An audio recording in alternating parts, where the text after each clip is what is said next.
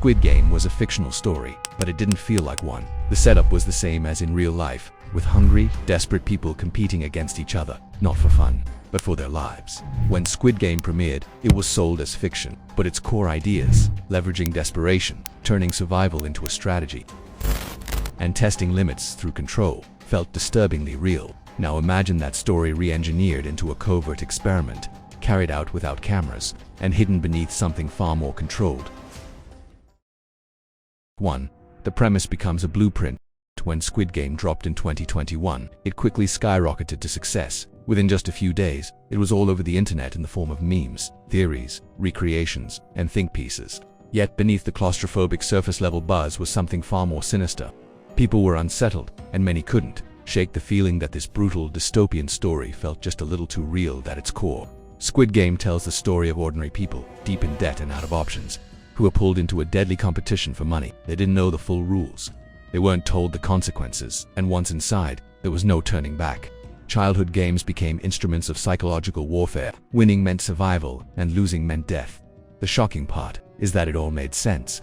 In a world where economic pressure drives people to extremes, the concept didn't feel like science fiction. It felt like a scenario waiting to happen, one that, under the right conditions, could be orchestrated in real life. And history proves it. Covert experiments, hidden testing, and human manipulation have all happened before. From MKUltra to Stanford, the idea of using people without their full consent isn't new. What Squid Game did was package that truth into something everyone could finally see. Now, imagine someone watching this series not for entertainment, for inspiration. Maybe it's a shadowy research group, a powerful individual, or a team with access to surveillance tools, psychological data, and a hidden facility. Someone who sees the structure of Squid Game not as a TV plot but as a usable framework for a covert experiment. They start asking dangerous questions. What happens when people think they're playing a game? How far would they go for a life-changing reward? Would they turn on each other? Would they obey every rule, no matter how twisted? Could desperation be measured, tested, or even manipulated? Fiction becomes possibility in the hands of the wrong people. Squid Game stops being a warning, it becomes a manual. And once the blueprint is laid out, players, games, surveillance, and secrecy are the only things left, and someone bold enough to turn the concept into reality. This TV series is about what happens when real people are pushed to the edge, when choice is an illusion and control is invisible, and when the audience isn't watching through a screen because the experiment is happening in the shadows with no one to stop it. Point 2. The hidden invitation. Who gets chosen? In covert experiments, recruitment initially feels harmless. It often appears innocuous, even inviting. The invitation may come in the form of an ad on social media, an anonymous email, or a printed flyer in a public space. The language used is vague but compelling. Phrases like "join a social experiment" or "compete for cash in a psychological game show" are designed to spark curiosity without raising suspicion. There are no details or warnings, but the promise of something exciting, perhaps even life-changing. But behind that friendly tone lies something far more calculated. The people most likely to respond are typically in vulnerable positions. Financially unstable, socially isolated, or simply bored and seeking purpose. They are drawn to the idea of playing a game or being part of something unique. What they don't realize is that they are not being selected randomly. They are being profiled. Every sign-up, every response, and every hesitation is part of the filter. This method isn't entirely fictional. History is filled with examples of people being lured into experiments under pretenses. In the infamous Milgram experiment, participants believed they were helping with a study on memory. Still, they were being tested on how far they would go in obeying authority, even if it meant harming another person. The Stanford prison experiment pushed college students into simulated roles as guards and prisoners, only to watch those roles become terrifyingly real. These real-life studies proved one thing clearly: people can be manipulated into extreme behavior when they believe it's part of something official or harmless. In a modern context, recruitment could be even more subtle. Participants may sign basic release forms or NDAs without fully understanding what they are agreeing to. They might believe they're competing for money, participating in a new streaming show, or engaging in a team-building experience. In reality, every moment is being monitored, every choice, every outburst, every act of loyalty or betrayal. The real experiment is the people themselves. Once inside, participants realize the rules aren't fully explained. The environment is controlled, the pressure increases. But by then, it's too late to leave. What began as a choice quietly transforms into a trap, and the question lingers: were they ever truly volunteers, or just pawns from the start? 3. The rules are simple, until they're not. At first, everything seems straightforward. The participants are gathered, either in person or through a controlled digital space. They're told they've been selected for a competitive game-based experiment. The rules are simple: complete the tasks, follow instructions, and avoid elimination. There's a prize, of course, often something vague but enticing, like a large cash reward or career-changing exposure. On the surface, it appears to be the blend of a social experiment and a low-budget reality show.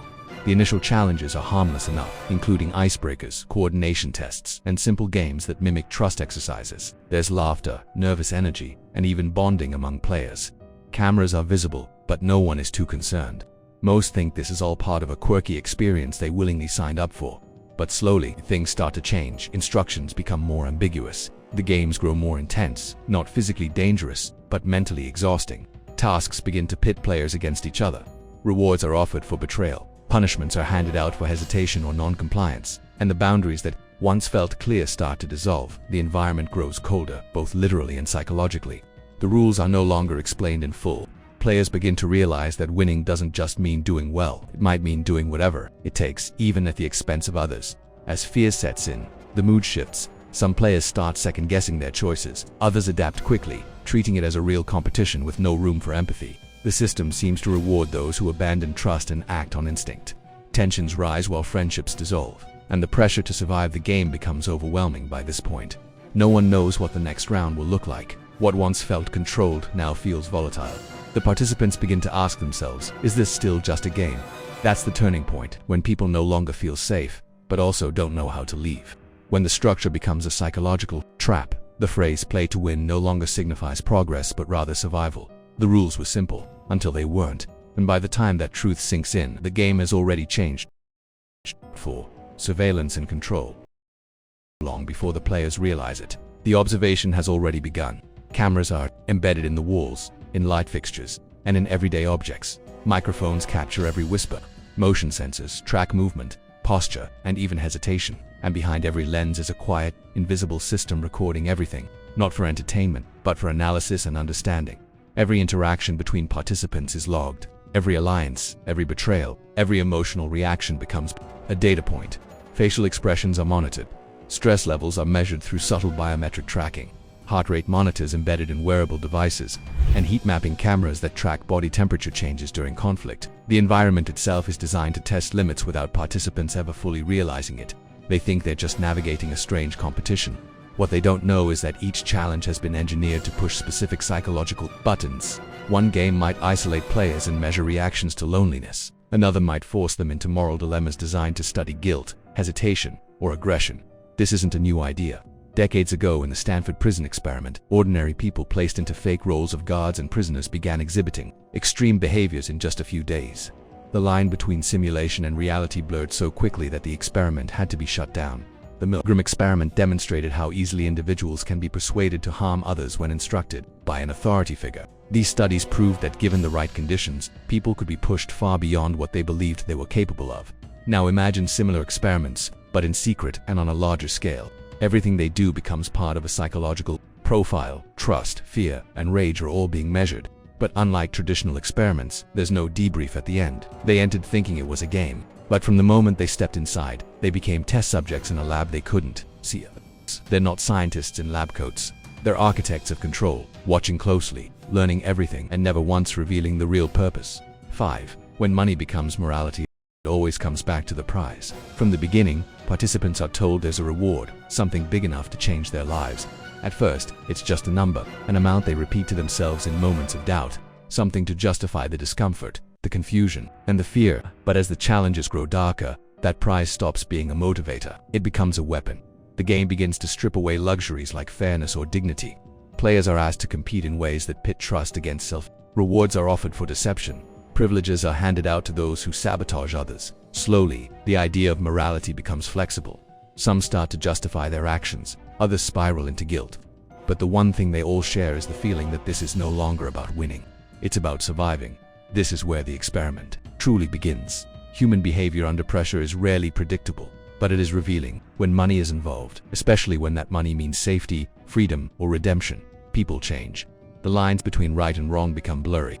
Decisions aren't made based on ethics anymore. They're made based on hunger, desperation, and fear. The participants begin to compete on more than just the playing field. Slowly, the games turn psychological. They whisper promises in the dark, form secret alliances, and smile while plotting betrayals. Meanwhile, the experimenters sit silently behind the glass. They don't step in. Instead, they quietly raise the stakes. In one round, a tempting bonus is offered, not for winning, but for convincing another player to quit. In another, the entire group is punished unless they vote to eliminate one of their own. With every round, the lines between strategy and morality blur. The real test isn't just who survives, it's how far they'll go to do it. Real psychological studies have previously hinted at this. In situations of limited resources and high stress, people quickly shift from cooperation to self-preservation. The Robbers Cave experiment in the 1950s showed how easily conflict can be manufactured and manipulated. Here, those principles are being applied with exact precision. The most haunting part isn't that people turn on each other, it's how easily they rationalize it. What starts as a simple decision to win the game and earn the reward evolves into something darker. It becomes a question of who deserves to win, who deserves to stay. And at the heart of it all, the money sits untouched, a symbol of everything they've lost along the way. They walked in for the cash, but now they're paying with their humanity. Still with us? Great, because you don't want to miss what we're going to discuss next. 6. The masked authority, who's pulling the strings. Throughout the experience, one thing remains constant. No one truly knows who's in charge. The voices that give instructions are cold and rehearsed. The screens that display the rules are impersonal. There are no faces, no names, only systems. It's as if the entire game runs itself. But behind every calculated challenge and every moral test is a mind, or several, carefully orchestrating every move. The players begin to wonder who's watching, who created this, who benefits from it. The anonymity is intentional.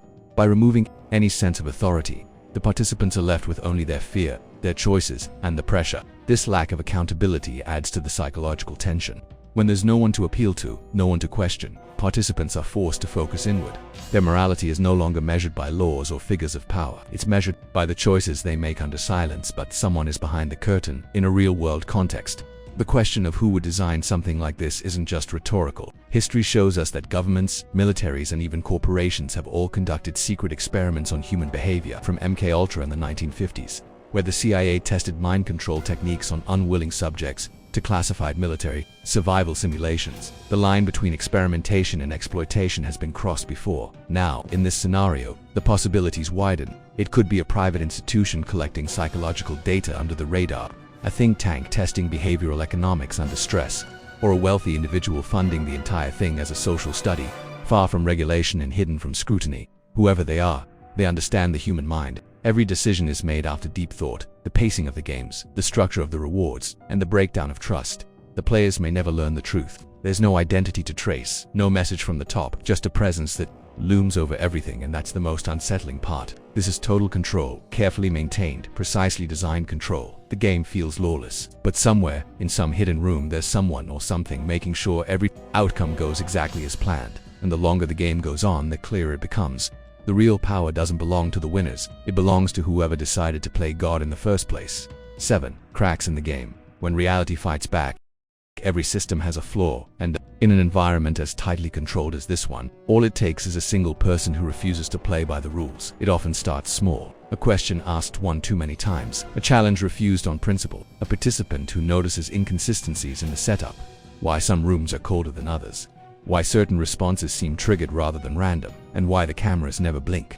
Suspicion begins to grow, and with it, resistance starts in a setting where obedience is expected. Defiance becomes a threat. One player stops following orders, another refuses to betray a teammate when prompted. These aren't just emotional decisions, they're disruptions to a carefully calibrated system. The observers behind the scenes take note. They don't act immediately, instead they adapt, quietly adjusting the conditions to reassert control. The environment becomes more hostile, but defiance spreads like fire. One player asking questions becomes two. Quiet conversations in corners turn into whispered planning. The controlled chaos starts to shift, and suddenly, it's the resistance. The illusion of choice is exposed, and with it, the authority behind the curtain begins to feel less untouchable. Asterisk, historically, this isn't unusual. In the Stanford prison experiment, the entire simulation began to spiral out of control when participants either broke character or became too extreme in their roles. In real military survival, evasion, resistance, and escape training. The moment a trainee recognizes a simulation as manipulation, their psychological responses shift. They become harder to control, less predictable, and more hazardous to the system's integrity. Inside this fictional scenario, the same principle applies. The organizers face a dilemma. Do they shut it down to contain the disruption? Or do they double down and introduce new elements, more fear and more uncertainty to regain control? Either way, the experiment is no longer running smoothly. The subjects have become unpredictable, and in a closed system, unpredictability is poison. The most dangerous player isn't the strongest, the smartest, or the most ruthless. It's the one who sees the game for what it is and starts to pull at the seams. And when enough threads are pulled, even the most carefully constructed illusion can begin to show uncertainty. 8. The world watches. Uncovering the unthinkable. It always starts with a leak. A file goes missing, a strange message slips through the wrong channel, or a blurry photo, a corrupted clip, something too weird to ignore. At first it feels like a conspiracy theory, but the details are too specific, and then someone on the outside starts asking the right questions. Soon, whispers turn into headlines. Journalists catch on, investigators start digging, a location is traced, a recruitment post is uncovered, or a whistleblower finally decides they've seen too much. What was once buried under layers of secrecy begins to surface, and the world takes notice now. The story spreads fast across news outlets, social media, and underground forums. People want to know, who are the victims, who is responsible, and how did this happen without anyone noticing? This kind of exposure completely upends the entire structure. The ones behind the operation are forced into silence or retreat. Any attempt to deny only fuels the fire. If footage leaks raw, unedited clips showing mental breakdowns, manipulative scenarios, or contestants begging to leave, the outrage becomes. Global human rights groups step in. Law enforcement begins its quiet investigation. What was once hidden in a lab is now playing on millions of screens. The participants, if they survive, become the center of attention. Some are seen as survivors, others stay silent, too traumatized to speak. A few might defend the experience, not realizing how deeply manipulated they truly were. But for the public, the damage is done. The game is no longer entertainment or rumor, it's evidence of something far darker. It forces a reckoning. How far will people go in the name of science, power, or control? And how close did the world come to ignoring it completely? This moment marks the transition from a secret experiment to a public scandal. And once it's exposed, it can't be unseen rumor. The world watches in disbelief. But the bigger question still lingers. How much more remains hidden? 9. Aftermath. The damage they can't undo. When the game ends, there is no winner's circle. What remains is silence, thick, uncomfortable, and challenging to process. For the participants who make it out, life does not simply return to what it once was. Many are left emotionally fractured, unable to comprehend what they were part of fully. What began as a mysterious opportunity ended as a psychological gauntlet. They were tested, pushed, and broken, and now they are left to carry the weight of those choices. Every decision made under pressure, every alliance formed and broken, and every moment of fear or betrayal becomes a permanent imprint on the mind. Some participants withdraw completely, refusing to talk about what happened. Others attempt to share their stories, only to be met with skepticism or sensationalism. The complexity of their experience is often reduced to clickbait or spectacle, stripping their trauma of dignity. For those who do speak out, the path to justice is anything but straightforward. Legal systems struggle to hold anyone accountable. The masterminds behind the experiment remain hidden, protected by layers of secrecy, money, and institutional denial. What remains in the public sphere is shock. Media coverage intensifies. Experts, scholars, and ethicists rush to analyze what went wrong.